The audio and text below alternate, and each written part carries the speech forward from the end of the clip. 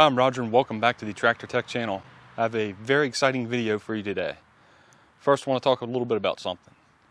Somebody recently in one of my videos made fun of my clothes, and I really don't care about that because these clothes, you know what these clothes are? They're work clothes. See how they're dirty, how they're stained, how the jeans are torn? That comes from working. The jeans are all stained too themselves, and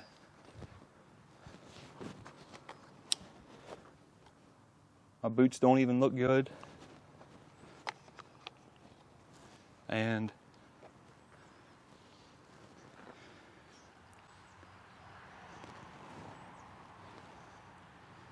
even got a pretty nice cut on my thumb the other day.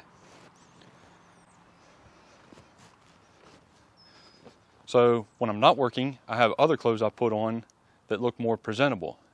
But as I mentioned in my last video, there are people on YouTube that may make videos to look like they're working, whereas my videos I don't consider making them. I film myself working. Not like some of these guys go out, oh, what am I going to do today, and cut a tree down and then drag that out for a week's worth of videos and have to have brand new clothes on in every video. I mean, if somebody's working, don't you think their clothes are going to get dirty? Don't you think their hands are going to get messed up? So there's lots of fakes out there on YouTube. I have dirty clothes on. These clothes have earned every stain. I did recently get a new hat. You guys probably remember the old black Adidas hat that looked like it was falling apart. I love that hat. I don't know how many times I didn't throw that thing in the washer, and I kept thinking it was going to fall apart, which it was slowly falling apart, but I thought one of these days it wasn't going to survive the wash. Found this new hat here and going to try it out and see how it holds up. But just want to talk about that. Another guy that I've noticed on YouTube that usually has work clothes on and has these same style jeans with the knees torn out of them is Biff's Equipment. You know, you can tell he's actually doing some work. There's several other guys too, just tough to mention everybody, but it kind of makes me wonder when people are always clean, supposedly working, just working outdoors or working on tractors and being clean doesn't go together. All right, so the topic of today's video is the baddest firewood saw on YouTube. And believe it or not, it's a Farmer Tech MS660. But it has one magical thing on it that brings it to life. That is this pipe. It's made by CPI Pipes. If you guys haven't noticed, I'm a chainsaw enthusiast. I have several saws. I like building saws, like working on saws. I wouldn't want to do it every day because I probably wouldn't enjoy it at that point in time. But as a hobby, I really like doing it. I look at the various saw forums from time to time, not as much as I used to. I used to be on them every night looking. And I look at some of the Facebook groups now. And there are lots of guys out there that port chainsaws. And I never ever sent a saw away to have it ported. And the reason for that was sometimes you'd watch a video and it's like, that saw doesn't look like it's cutting any better than a stock saw. And most of these guys that port saws do not do a before and after comparison. I mean, if you take a stock saw, cut with it, then port it, muffler mod it, go out and cut with it, and then show your gains, you know, that would kind of sell me on it. But most of them just show the after, they don't show the before. I've actually heard of some saws performing worse after they've been ported. Because if you don't know what you're doing, you can ruin things real quickly on porting a 2-cycle cylinder. And there's a guy on YouTube now, his channel is Dino Joe. I'll put the link in the description to his videos. He converted a dyno to dyno chainsaws. And he also ports chainsaws. And you can see what the saws do stock. Some saws are making more horsepower on his dyno than what they're advertised. Dynos are just a tool. They all have different numbers, but I believe his dyno is pretty accurate with the numbers he comes up with. But they will vary slightly from dyno to dyno, weather conditions, various things, which there are correction factors for all that too. But he had one of these CPI pipes for a 660, and they put it on a bone stock 660. Well, he dynoed a 660 or 066, I can't remember now, which is what I have here, and all the saw had done to it was the dual port muffler. And as best I can remember, it made like 7.1 horsepower or something like that. Steel says the saw is 7.3, so pretty close, just maybe slightly low on horsepower. Then he took the steel muffler off and put this pipe on there, and the saw made 10.7 horsepower by taking the muffler off and bolting the pipe on. And the power curve on this thing is amazing. I'll have the link to that particular video. And once I saw that, that sold me on it, because I actually saw the results. And CPI, not super familiar with the company. I did a little research before I bought the pipe and saw that they had a very good reputation in the power sports world. But they have a dyno that they're also trying to convert to do chainsaws similar to what Joe has. So they're going to be coming out with more pipes, I believe. I think they're continuously working on pipes. I'd always kind of wanted a chainsaw that was 10 horsepower to cut firewood with. Thought that'd just be cool to have a 10 horsepower chainsaw, and that's a lot of horsepower. And when I got this saw, took it out, 8-tooth sprocket, which is what I run on a 660 for cutting firewood, the power was insane. I mean, you can, with an 8-tooth sprocket on this saw, you can dog it in like crazy and, I mean, pull on it hard. I mean, maybe 25 pounds pulling on the rear handle, and it just keeps eating. It has so much power. But since I was able to see the actual results, that was the reason I wanted one.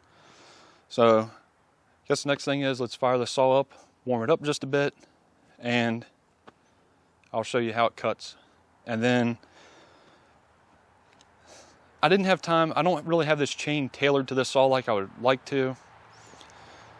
So I still wanted to show you this saw today. I'm going to make a few cuts.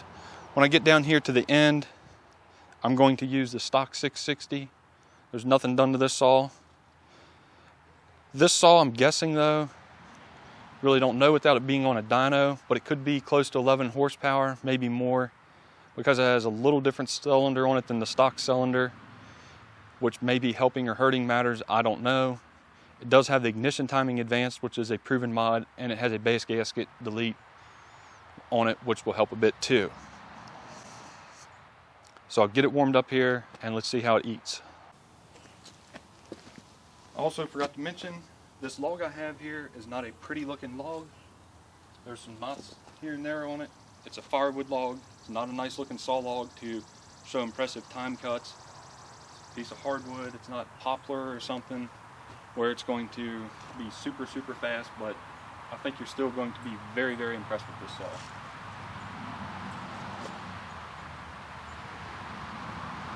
And keep in mind, this saw is a farmer tech.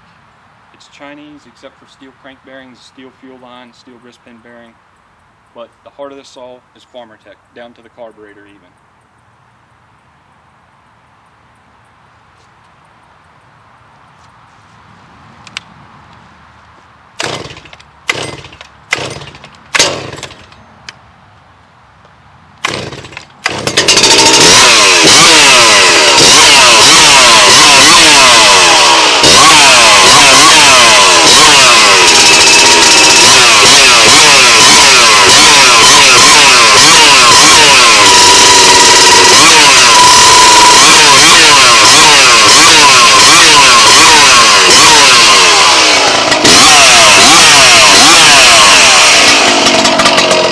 I'm holding on to the saw pretty firmly. Watch how it torques when I rev it up.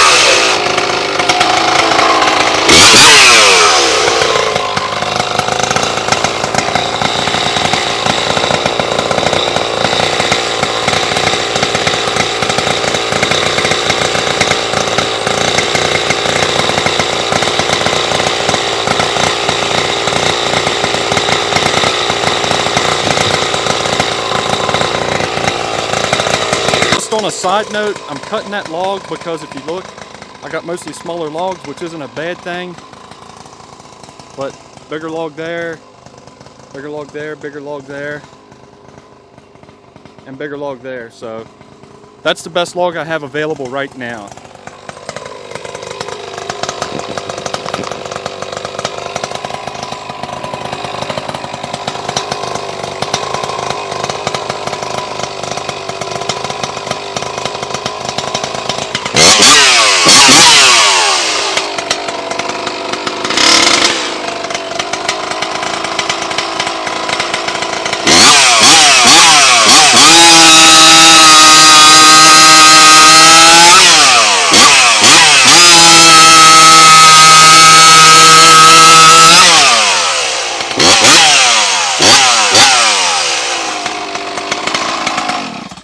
So as you can see, the saw eats pretty daggone good. Now, we'll try the stock 660. I did leave 2 cuts. We are kind of close to a knot, but I think you're going to get the picture pretty quickly, even though I'm cutting close to a knot, that this saw is way, way faster. And the wood is getting smaller as we go this way.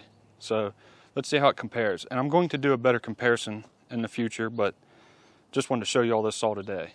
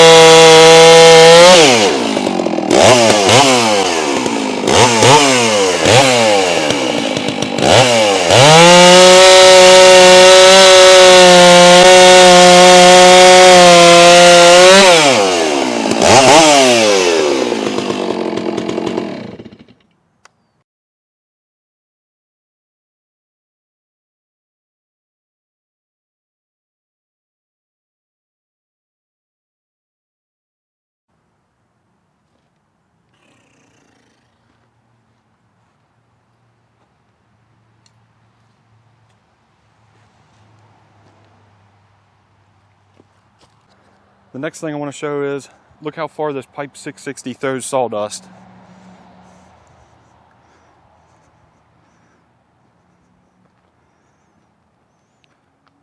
The last time I cut with the saw, I measured and it was throwing sawdust like 14 feet, and I wasn't even turning the saw up to try to throw sawdust, just like I was cutting there, normal.